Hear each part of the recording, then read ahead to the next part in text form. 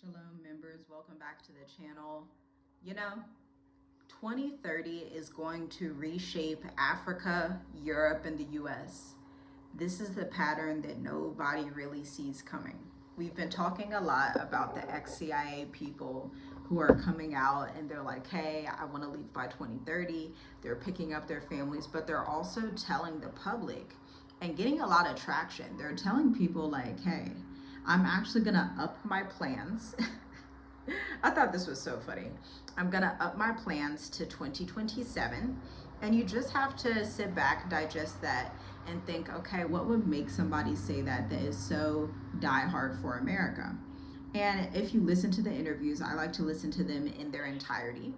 They state that husband, wife, and children, they state that they will be leaving because what's coming next for America is going to be a time of trying darkness. I think it's so odd how people see this from a worldly perspective, but those who are supposed to have spiritual discerning eyes can't see it. I think when we see people who typically maybe wouldn't believe in Bible prophecy, or maybe they are different in their faith than you, even though they're still a Christian, they still believe in the Bible, maybe, you know, you're like, but they still work in certain agencies and things like that. So you're like, I don't know what your level of faith is, but they hear enough of the Most High Yah to hear something telling them to leave.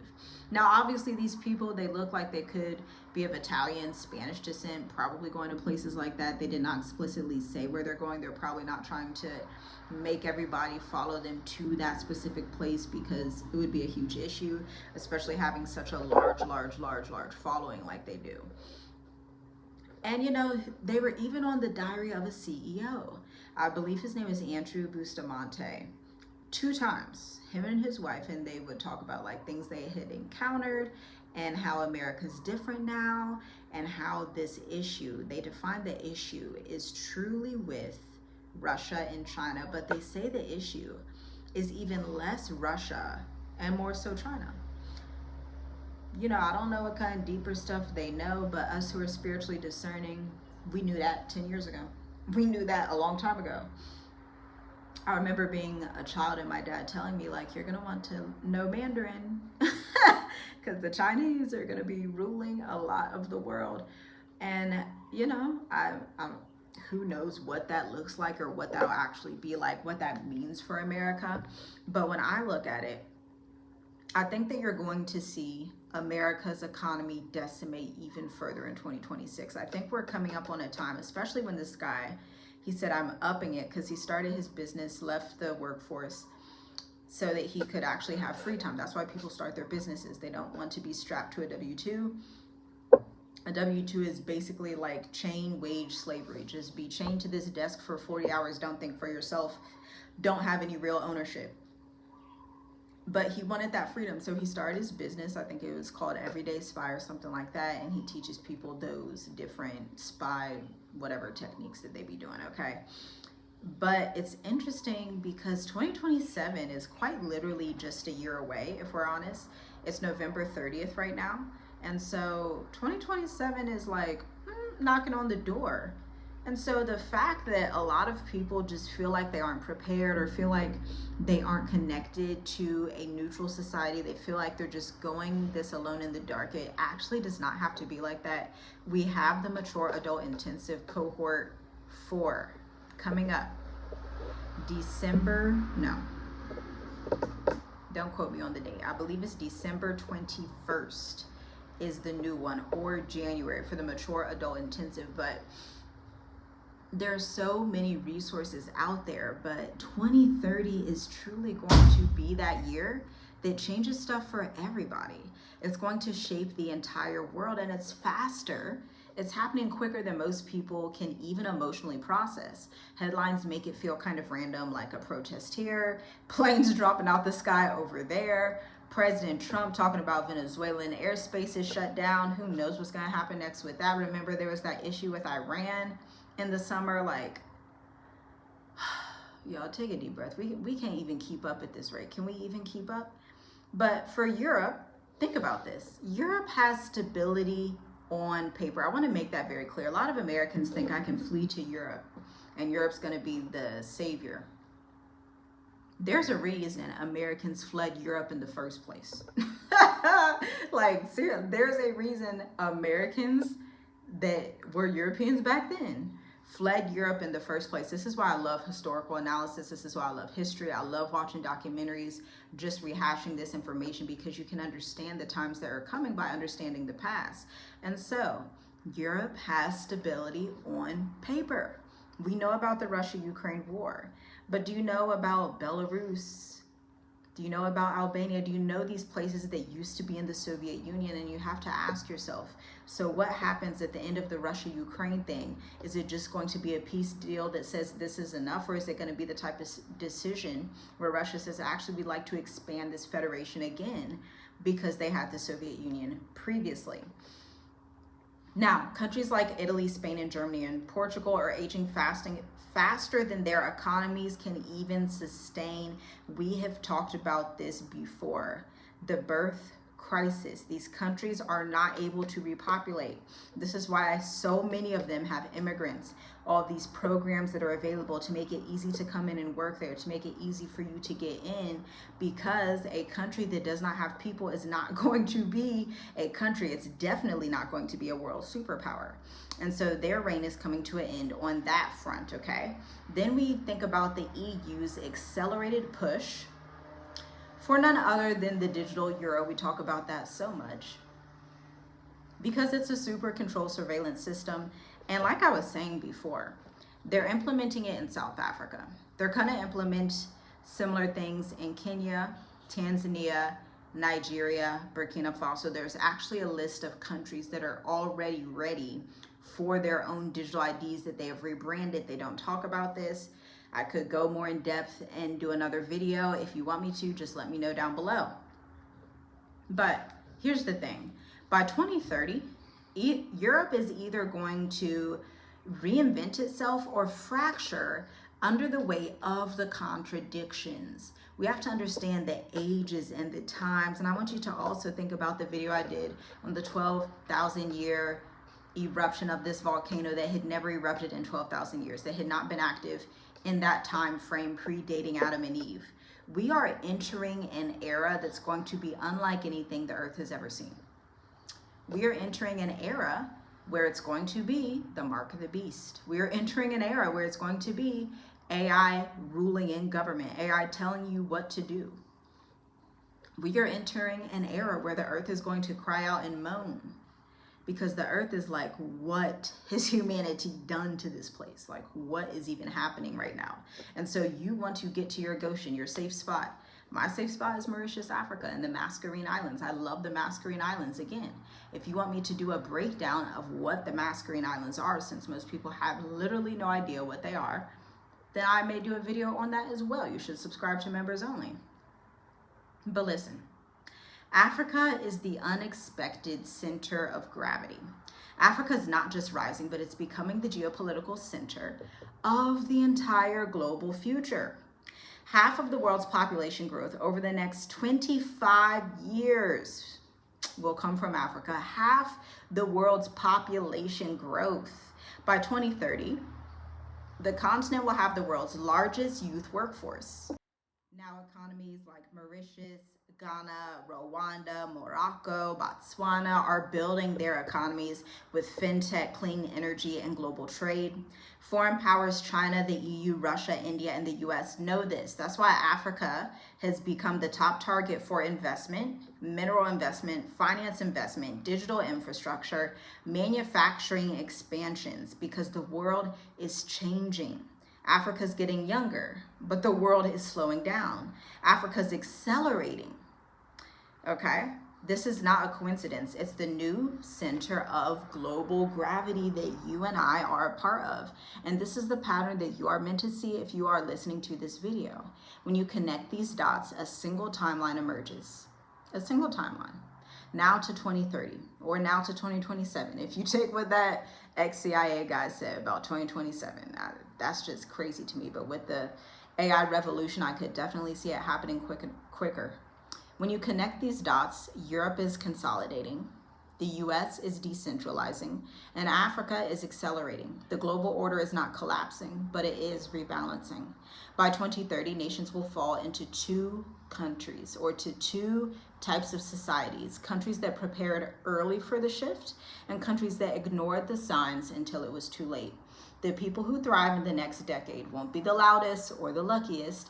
They'll be the ones who had read the pattern and positioned themselves ahead of it. And right now, the pattern is quite clear.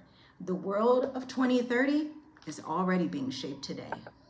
This is why we see uprisings and wars and rumors of wars and all of these fractures taking place, because nations are trying to see who's going to be in this position.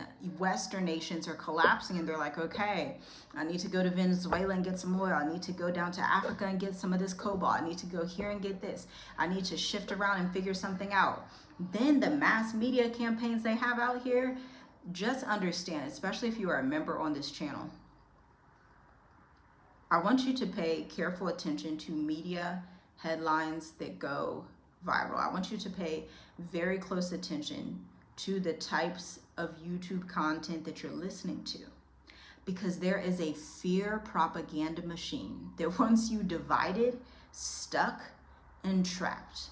You may have plans to leave America, but if you intake too much content from people who do not know what they're doing, or have been plagued by having this spiritual sickness of perpetrating and putting out propaganda that's in alignment with the elite powers of the world to keep you frozen and stuck, then it's an issue.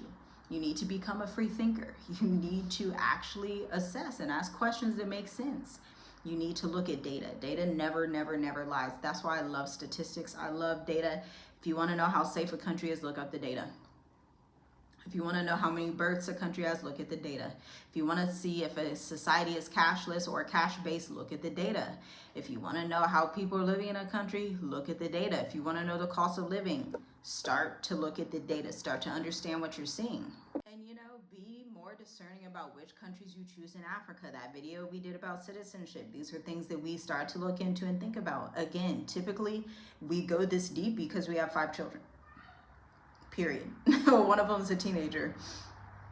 And so they have to be able to maneuver through this world and ask the right questions, like, okay, are taxes going to be 45% of my income? That's going to be an issue. I don't really like that. That's a huge, when your taxes are this high, especially in West Africa, when your taxes are this high, East Africa doesn't have this issue as much. South Africa doesn't have it as much, or I should say Southern Africa. Mauritius is the absolute best. Seychelles, the absolute best. Low 15% flat corporate tax done. No extra hooligan shenanigans, jumping up and down, bureaucracy, none of that. But when you're looking at these places and you're looking at these headlines and you're looking at what's happening and you're excited, ask questions that your children's children are going to thank you for. Make the decisions that your children's children will be happy that you made. Don't put them in a worse situation where they're owing all this stuff to the government. Now you're under a new system of governmental control that just has a black face. Anytime you see superseding taxes, that tells me that's a controlling country. Quite simply, this is why America left Europe in the first place, or Americans, I should say, left Europe in the first place when they were Europeans and they went over. Y'all know the story. This is why they did that, because they felt like Europe had superseding, controlling taxes. Now, if you look at these places, let's connect some dots. If you look at these places with these super high taxes, high corruption, maybe they get a lot of visitors. Maybe, it's like a nice place to visit, fantastic. Nice to visit and nice to live in every day are not the same. They're just not, especially if you're retired, especially if you have children, period.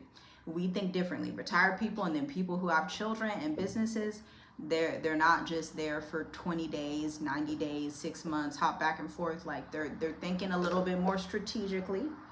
They're asking difficult questions that can set people off and make people uncomfortable.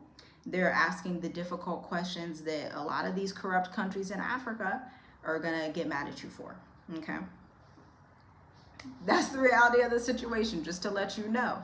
But if we look at the patterns, places in Africa that have very high tax rates, over 45%. South Africa, if you make over 48 $40,000 per year, you're taxed at 45%.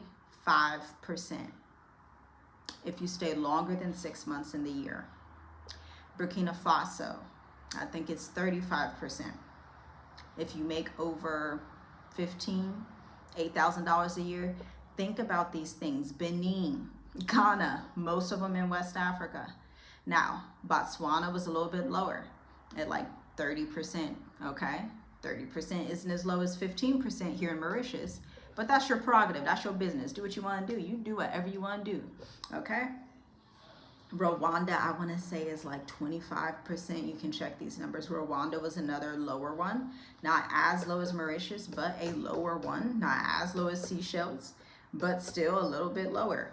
Places in Europe, Portugal, I think they have 45% taxes as well.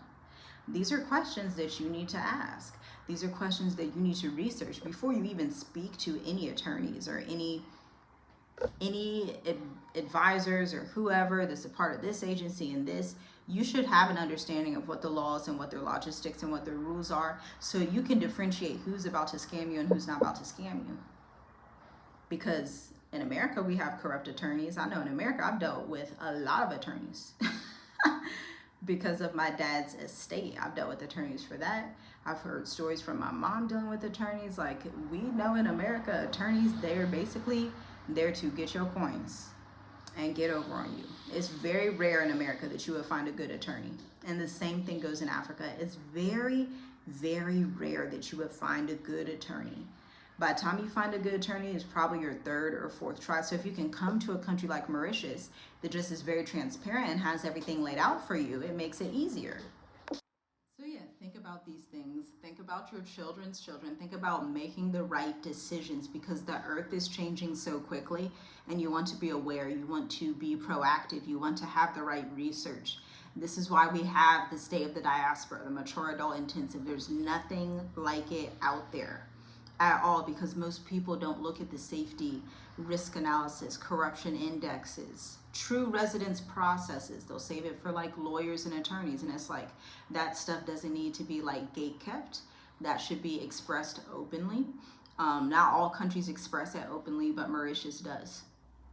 There's countries they won't express all the residences they have, or they won't even post them on their website. Like, if I can't find your residency process on your website, I'm uninterested in staying. Might visit you after I retire one day, but I mean, I'm just not that interested anymore in places that cannot be transparent. Think of moving to Africa as a business negotiation if you're a business owner. If you're not a business owner, I encourage you to watch the Introvert Marketer podcast, the business playlist. Learn how to negotiate, okay? Not like haggle people for like, oh, this tomato's $1.50. That's not what I'm talking about. I'm talking about negotiate and understand the logistics behind what people are telling you, and say, you know what, this actually is not valuable for me at this time. You need to be able to make that decision for yourself, to look the next 5 to 10 years and say, okay, is this country going to be valuable for me? Don't feel bad about it. Everybody's a human. Everybody has to be somewhere that makes sense for them. Is it going to be safe? Whew. An alert just came up on my iPad. I'm gonna show you. I'm gonna have to do a whole nother video about this, because it's just an alert that I just got. We kind of talked about it already, but that is the alert. Alert. Okay. So maybe we'll talk about that in the next video, but shalom, that's it for now. Do you want to say bye? Say bye. I'm Zakaria. You're so cute.